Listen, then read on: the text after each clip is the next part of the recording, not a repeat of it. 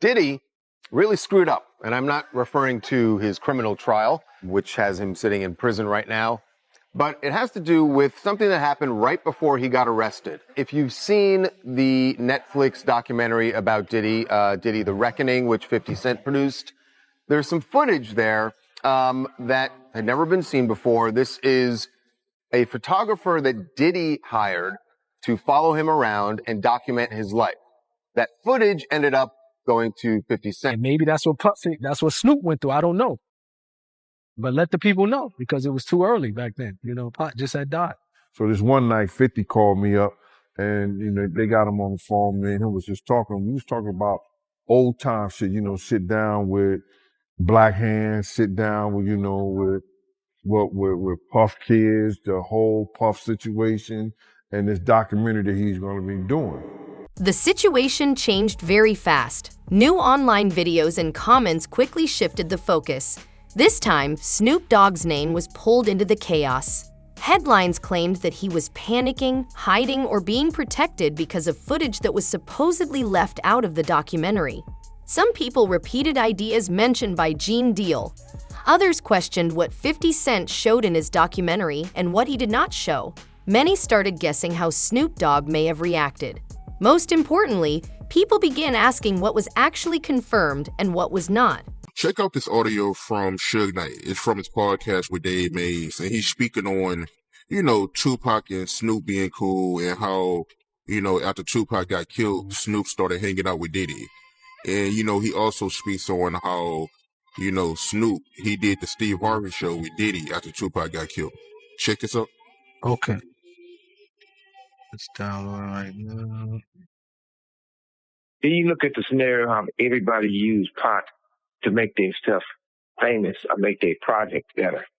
You got people who use their songs for Pac and tell them how much they love Pac, but they do songs for Puffy.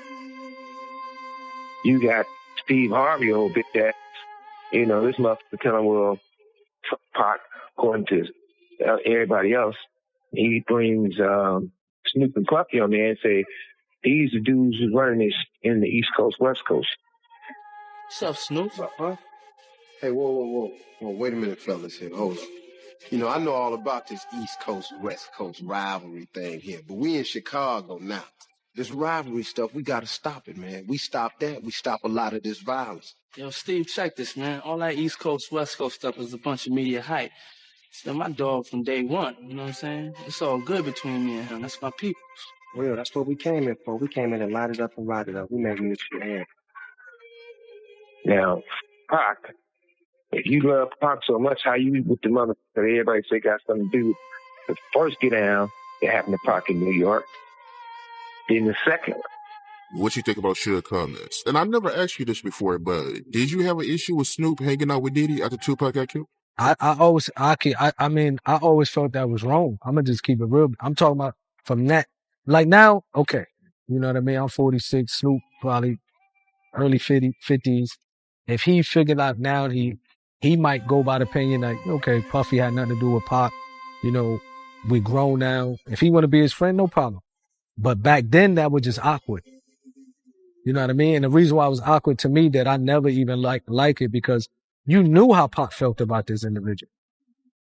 You know what I mean? Even if you don't agree with him, you probably could have said, you know what, I probably ain't gonna come out, you know, publicly with this because until things clear up. So I really know I could be certain that, you know, they didn't have nothing to do with Pac. But it's like, it was no, you know, okay, it is what it is.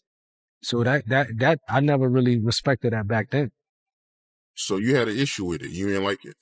Never really liked it. It just was a strange look because you was Pac boy. You know what I mean? Puffy, you know, it's clear they had some issues with Pac. And Pac died and all of a sudden you chilling with Puffy. Back then it just, okay, now you can say what you want. You go all grandfathers, I guess. You know what I mean? That's different now. But back then I think it was weird. It was tasteless. You know what I mean? It didn't seem like you really had that much love for Pac. You could have just, you know what I mean? Unless he pressured them or like questioned Puffy, like, yo, what's up with this? What's up with that? Then you could say, you know what I mean? No problem. Snoop Dogg's name never appeared in court documents.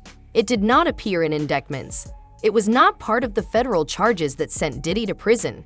Yet online, his name started trending next to very serious accusations. The main reason was his history and connections. Snoop has been in the music industry for decades. He crossed paths with Diddy, Suge, and many major figures during hip-hop's most chaotic years. Gene Deal, a former bodyguard connected to Diddy, became one of the loudest voices after the documentary was released. In interviews and reaction videos, he suggested that some people were nervous because not everything made it into the final cut.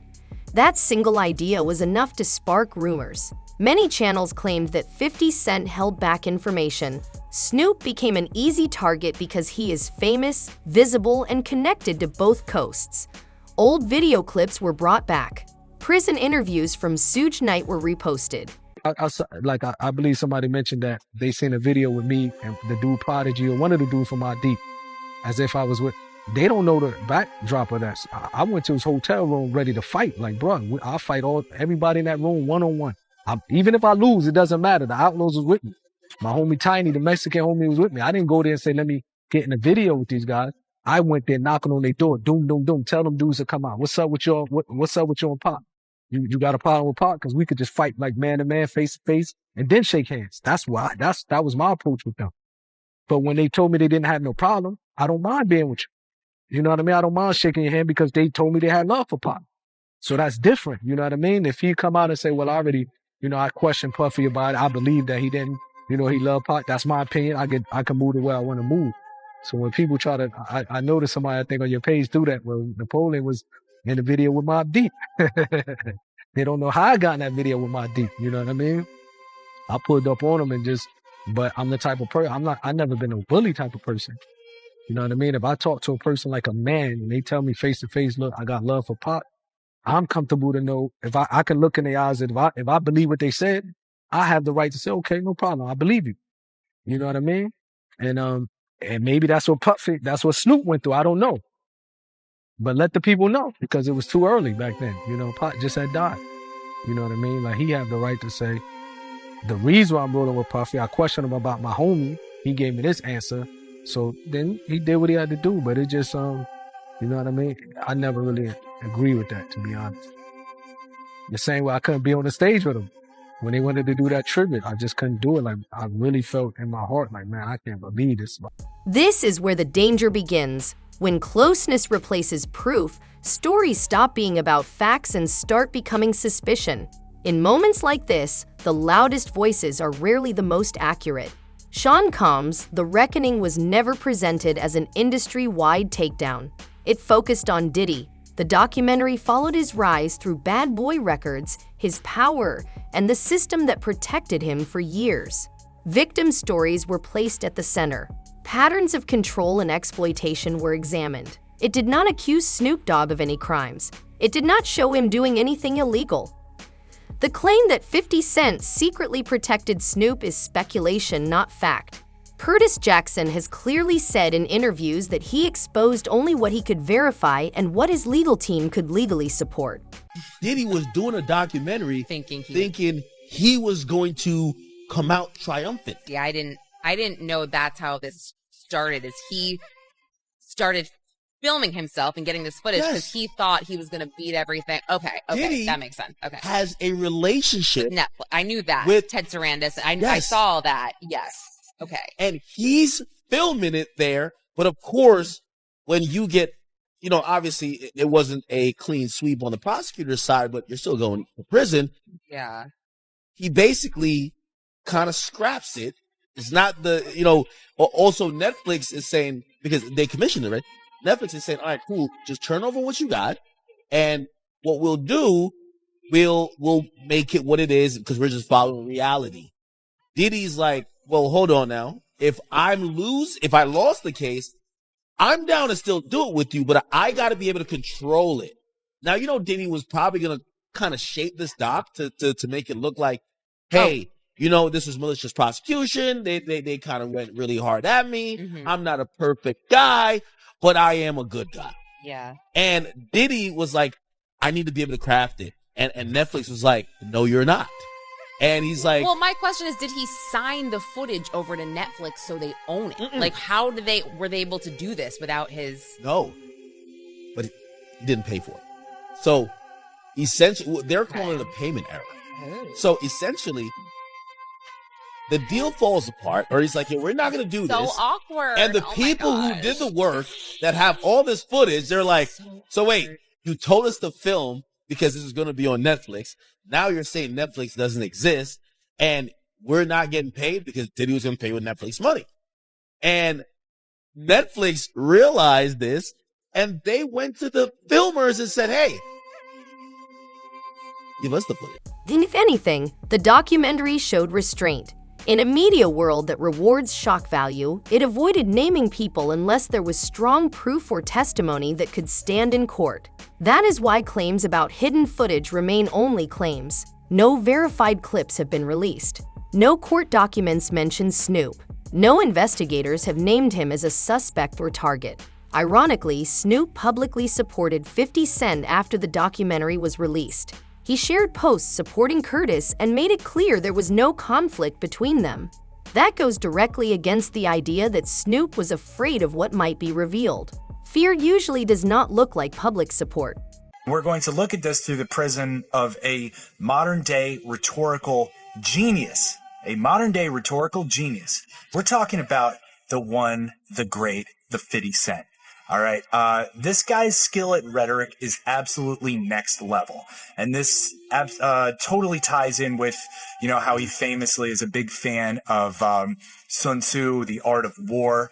Now, rhetoric with a capital R, I can just give you the definition of that. That's basically public speech, particularly public speech that is to persuade. Any persuasive public speech is rhetoric, right? Now, we kind of break that down into two subcategories of rhetoric with a lowercase r and dialectic. Rhetoric is essentially everything else, and really what moves the needle with like 97% of people and 100% of groups, okay, is, in fact, rhetoric with the lowercase r. So again, stuff like this, 50 Cent is an absolute master of. Basically, he dropped this doc, this 50, this Shawn Puffy Combs doc, and it's just kind of set the internet on fire. It's beating out Stranger Things. Like, it's a wild ride to watch, right? And one of the things that he does is he breaks down Diddy's character on Diddy's own terms. One of the most repeated talking points comes from statements made by Courtney Burgess. He claimed to have flash drives allegedly connected to Kim Porter. According to Burgess, these drives contained images and videos of celebrities in compromising situations. Online creators quickly started adding names, including Snoop Dogg. What many people ignore is important context. Kim Porter's children publicly denied the authenticity of any alleged memoir or materials linked to her. Federal authorities have not confirmed what is on these drives. In official investigations, people shown in such material are treated as possible victims, not automatic criminals. No verified document names Snoop Dogg. No confirmed footage has been released. Speculation slowly turned into implication, and implication turned into assumption. This is how misinformation grows. A suggestion becomes a rumor becomes a headline becomes belief. Having unverified material does not prove a crime. Courts require evidence, context, and credibility. Internet commentary does not. That gap is where reputations can be damaged without due process. Claims that Snoop is panicking over flash drives skip every important step. There is no evidence that he has been questioned. There is no sign that he is under investigation. There is no legal action connected to his name. As of December 2025, none exists. Because he wanted them to, both Suge and Pac. In the car? They only Pac, and they don't Suge. So allegedly, they got paid $500,000. The $500,000 was paid to the guy on the right, all the way to the right. You see the guy on the right, Corey? He's the one allegedly that got the $500,000. And that money never went to Keefe or anybody else. The guy on the left is the one that stole the chain, the chain, which was a Death Row Records chain, that's a way of saying I got your rapper's chain. Because if you were one of the guys, Death Row. So long story short, this whole thing is a recording that he said this. So what does Diddy do? Rob, can you pull up this song? It's a song called Black Rob, featuring Mark Curry and Mario Winans. If you can just type in lyrics, okay? So he gets $1 million. Can you go to the lyrics? And Diddy's in the lyrics when he gets started. Go a little bit lower.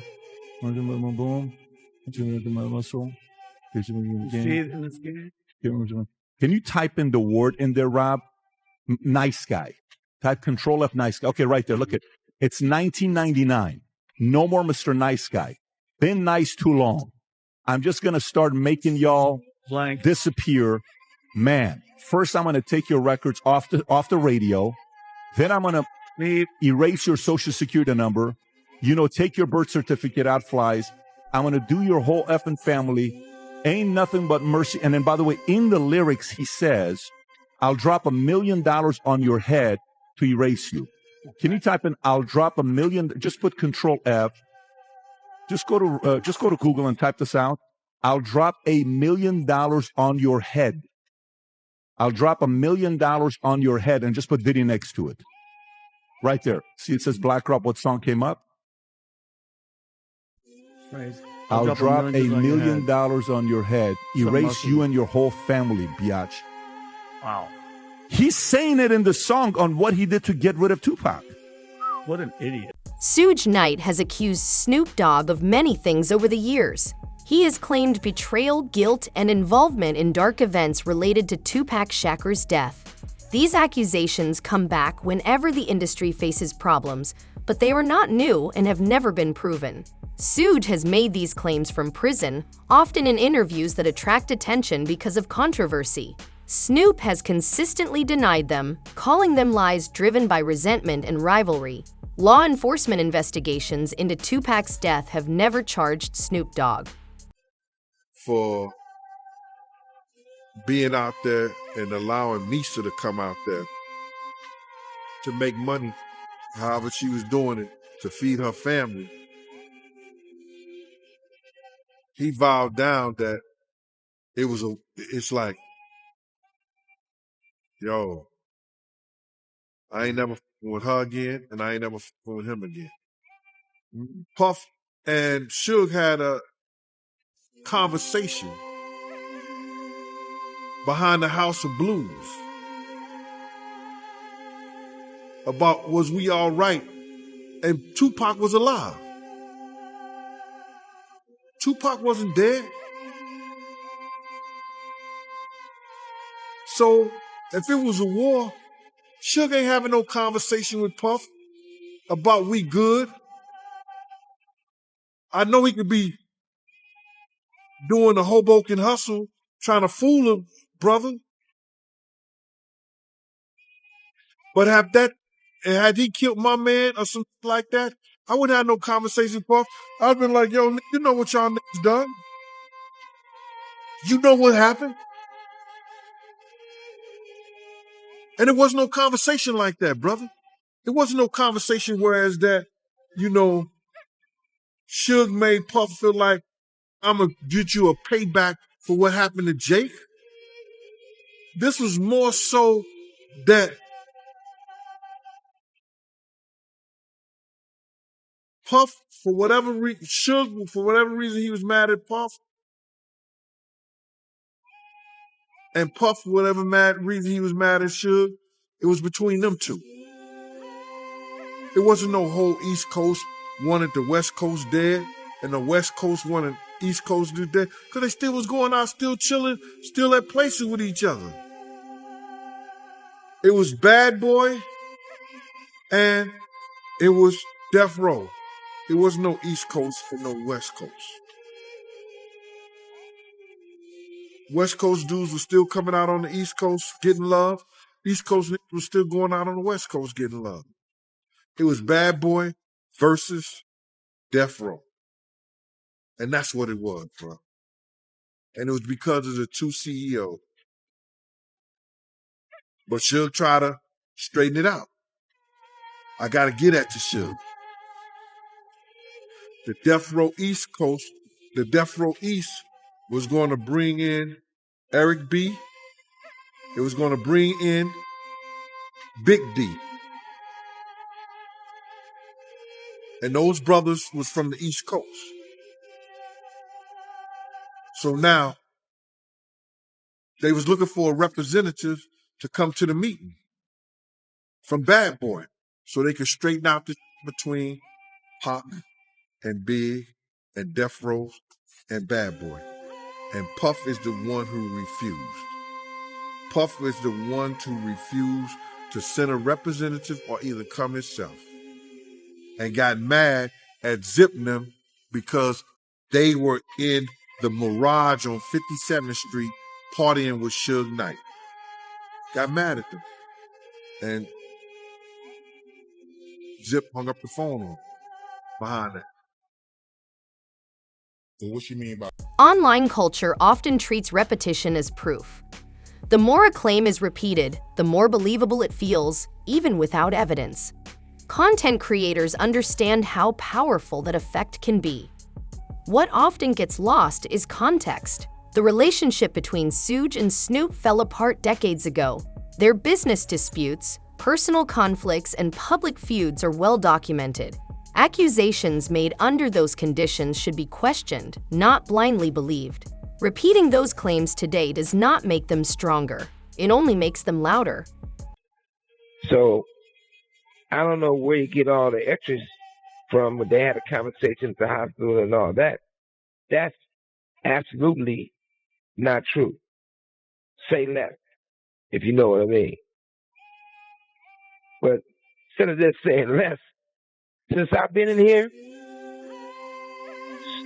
Snoop and other people been having people trying to bail the guy out, Keefy D, because he talking too much. Raising them trying to do stuff for Puffy because they say he talking too much.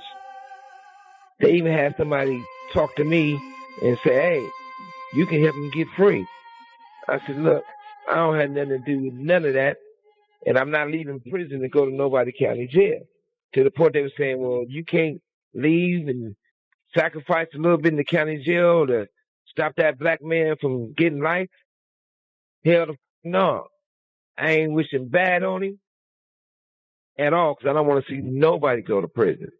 And like I told you last time, as I find out more details about certain things, I probably would go to the Vegas County Jail if me and Keefy D with Sellies. We have a good conversation after I give him, six upside his head, another 6 in his body, and another 2. But yeah, that's different. It didn't happen with Snoop didn't go to the hospital. That's a lie. Another popular claim was that Snoop Dogg went silent after the documentary was released. This idea does not hold up under simple fact-checking. Snoop continued posting online. He talked about music, business, and openly supported 50 Cent. The idea that he disappeared came from selective attention. When people want to believe a story, they ignore facts that challenge it. Snoop did not release panic statements. He did not delete his accounts. He did not disappear from public life. He continued working on his businesses, including Death Row Records. Silence can sometimes be strategic, but in this case, there was no silence. There was only a decision not to respond to rumors that did not deserve attention. Just got out the gym, doing my workout box. Suge, you right. History would repeat itself. Cause nigga, you wasn't the only nigga in the room, nigga. You wasn't by yourself. It was other people in the room too. I'm not gonna say no names, cause like you said, we don't talk. So why you on here talking? Let that go, man. And as far as Snoop and Corrupt writing my album, you ask them niggas that. Them niggas ain't wrote my album. Corrupt helped me with Do You See? Snoop helped me with This DJ. Other than that, everything else I wrote. So that's where you wrong at again. And as far as the tough guy, do you recall when we was at the World Club and it said Death Row and NWA? Who fired on that? Me. When you was at the Comedy Store, fighting that little buff ass at the Comedy Store, who saved your motherfucking ass? Me and C-Style. So what have I done to you? For you to launch out at me? Look, don't get mad at me, man. I ain't never done nothing to you. I wasn't signed to you. So Diddy's conviction came after years of investigation, testimony, and legal review. Snoop's situation is based entirely on association and speculation. Federal updates as of December 2025 confirm no charges, no indictments, and no active cases involving Snoop Dogg. That is important. At a time when powerful figures are being exposed, silence from law enforcement does not mean protection. It means there is no evidence. The industry may be shaken, but not everyone near the situation is guilty. Confusing rumor with reality weakens the truth when it truly matters. In a documentary, there's a couple things I'll share with you guys on what I took away from it. But Rob, maybe share the clip on how he got access to some of the footage of the documentary. Is this the one, Rob? Yep. Go for it. How did you get that footage of Diddy? I figured most journalists would not disclose their sources. Does he know y'all have this in the doc? I would doubt he knows. So when this airs, that'll be the first time that his legal team, Diddy, that everybody knows that this footage is now seeing the light of day. Perhaps. Combs' team firing back in a statement to NBC News, saying the Netflix so-called documentary is a shameful hit piece and that they relied on stolen footage that was never authorized for release. His team sending a cease and desist to Netflix.